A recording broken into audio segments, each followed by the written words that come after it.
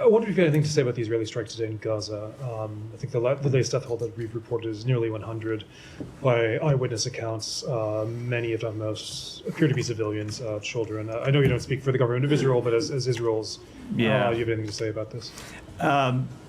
We are deeply concerned by the loss of civilian life in this incident. This was a horrifying incident with a horrifying result. I can't speak to the total death toll, but there are reports of 24 children killed in this incident. No doubt a number of them are children who have been fleeing the effects of this war for more than a year now. We have reached out to the government of Israel to ask what happened here. We don't yet know the underlying circumstances. We have not gotten a full explanation from them about what happened. But you step back and look at where we are in this campaign. We are a year into the government of Israel's military campaign in Gaza. And Israel has decimated Hamas's military capabilities. It has decimated Hamas's leadership. It has, through its military action, ensured that Hamas does not have the ability to repeat the attacks of October 7th.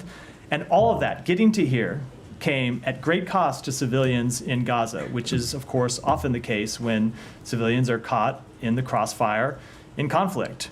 And so that tragic cost to civilians continues today, quite notably in this strike, which seems to have claimed significant civilian life. And it is another reminder of why we need to see an end to this war.